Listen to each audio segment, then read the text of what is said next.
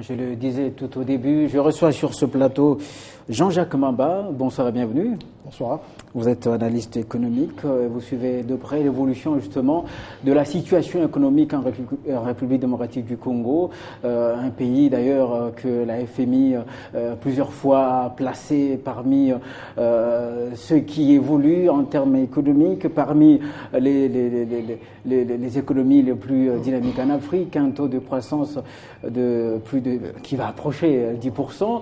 Finalement, comment expliquer cela ?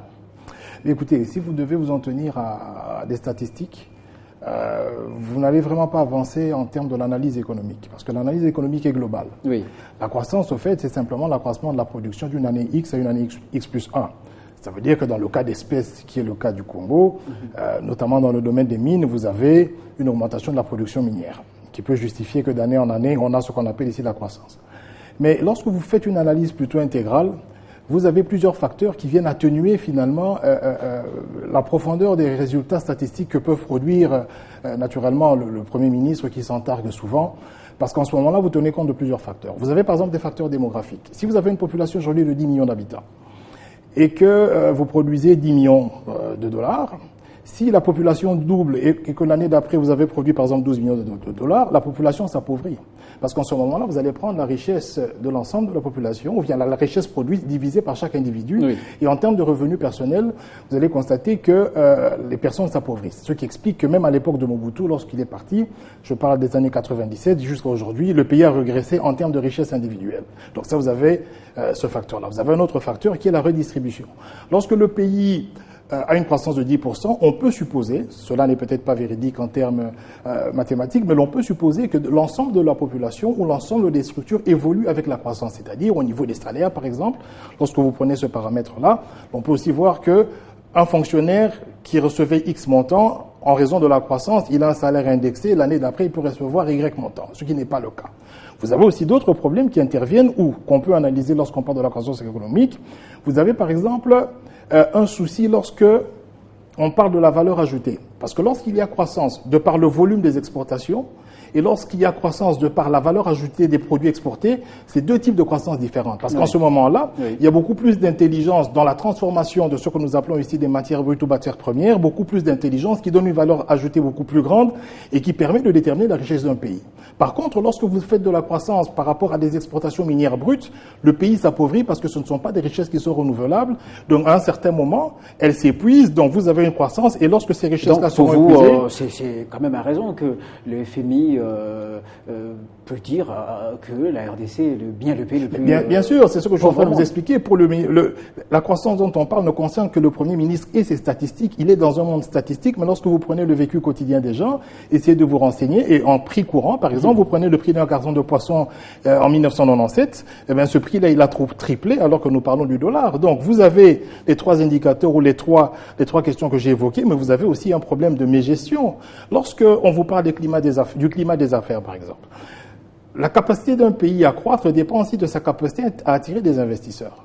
Et les investisseurs ne viennent que lorsque le climat est serein. Donc vous avez des aspects purement politiques, mais vous avez aussi des aspects administratifs pour faciliter finalement et garantir les investissements des personnes qui veulent venir chez vous. Mais malheureusement, cela fait à peu près 10 ans que notre pays n'a pas été en mesure de donner à ces investisseurs des garanties suffisantes que pour considérer le Congo comme une terre de placement, comme c'est le cas dans certains pays comme le Nigeria, comme l'Éthiopie. Voilà, c'est un rapport basé sur des chiffres compilés entre 2009 et 2013. Et, par rapport à actuel, est-ce que on peut toujours imaginer... Oui, vous savez, en statistique, on peut faire des projections. Donc, si ces 4 années-là donnent ce résultat, je ne pense pas que les 2 dernières années ont été meilleures. Vous allez bien comprendre aussi que la situation économique s'est empirée.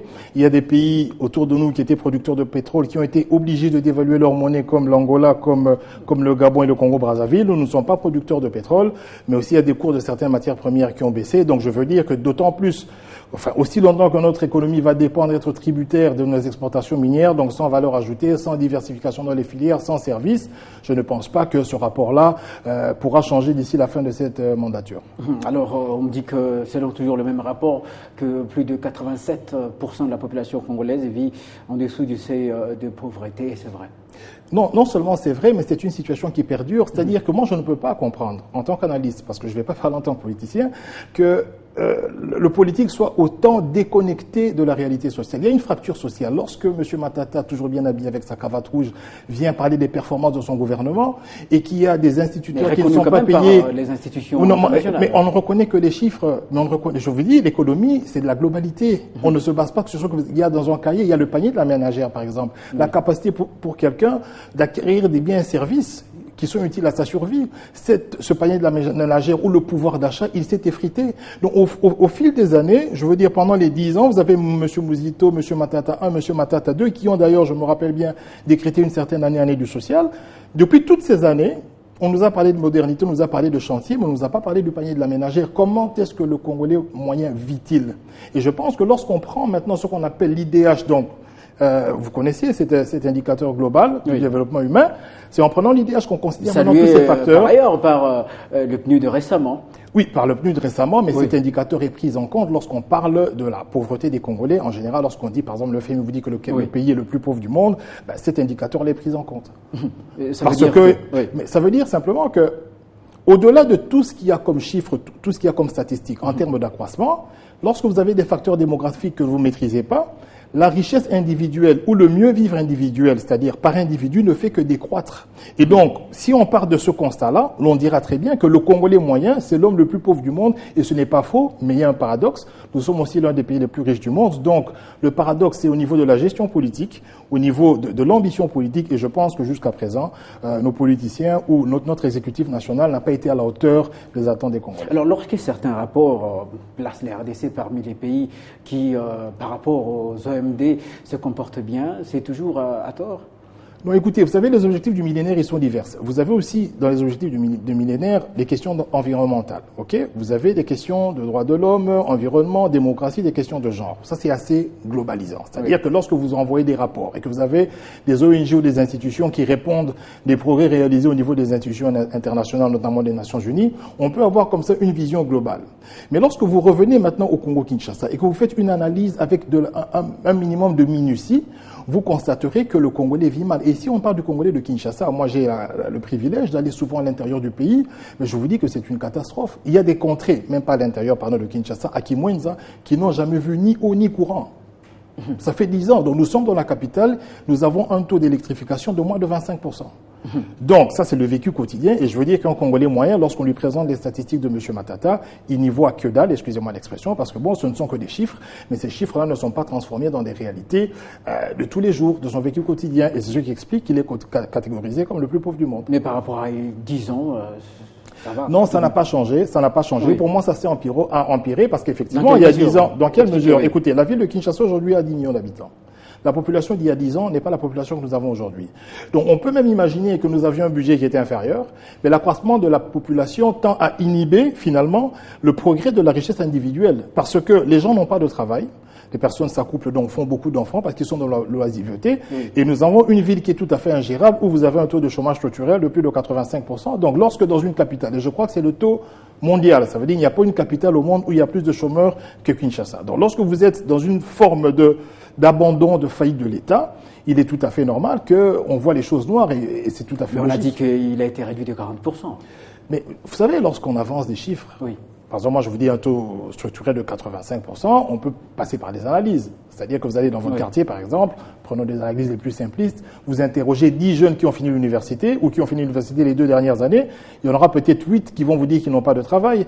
Donc lorsque le Premier ministre amène ces chiffres à la télévision, avec tout le respect que je lui donne en tant que Premier ministre, je pense qu'il doit demander à son cabinet d'éclater ces chiffres-là avec des statistiques chiffrées, je veux dire, partant de l'ONEM, par exemple, que l'ONEM nous dise, bon, voilà, dans telle filière, nous avons réussi à faire embaucher autant de personnes.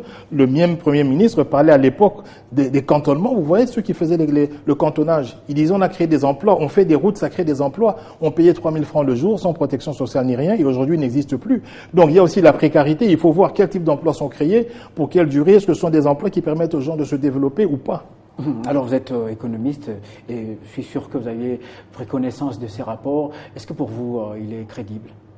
Le rapport du FMI est tout à fait crédible dans la mesure où il tient compte de plusieurs paramètres et je pense que vous et moi le savons très bien que nous avons d'énormes difficultés. Vous savez, lorsque je vous parlais de redistribution par exemple, si nous avons une croissance de 10% et que les institutions engloutissent 60% de notre budget, ça veut dire que les 40 autres pourcents seront repartis ou ventilés dans des secteurs comme la santé qui ne prend peut-être que 2 ou 3%, l'éducation. J'ai suivi un éminent professeur qui vient de vous parler ici, qui vous parlait des filières.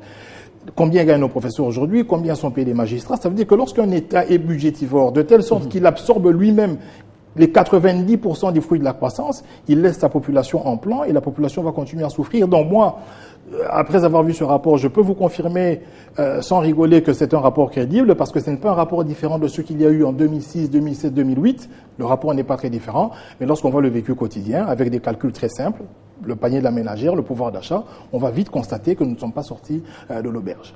Alors il y a une certaine opinion qui dit souvent que lorsque une institution internationale avance de tels chiffres, c'est souvent pour garder un pays dans une position de faiblesse, alors que ce dernier veut se relever et c'est un peu de se rendre... Non, écoutez, ça c'est un argument de faiblesse. Si vous ne voulez pas les chiffres publiés par le FMI, payez vos professeurs, payez vos institutions pour produire des vrais chiffres que vous mettez à la disposition du public qui peuvent être contestés. Que devient l'Institut de statistique chez nous? Dans quel état est cet institut? Quelles sont les études qui sont faites? Aucune. Donc je veux bien qu'on conteste des chiffres qui viennent de l'extérieur, mais si on n'est pas capable nous-mêmes de produire des vrais chiffres, je vais vous donner des bêtes exemples. Par exemple, le fichier électoral fiabilisé, où vous avez 400 000 doublons. Donc si notre travail n'est pas fiable, laissons les autres faire un travail que moi je qualifie de qualité parce que je sais qu'il y a des experts étrangers, il y a même des Congolais au FMI, donc je pense que c'est tout à fait logique ce que je crois en ce rapport. Merci beaucoup. Jean-Jacques Mamba, je rappelle que vous êtes analyste économique. Merci également à vous d'avoir suivi ce grand journal. Première partie qui prend laissé fin. On se retrouve à 19h45 pour la suite et la fin.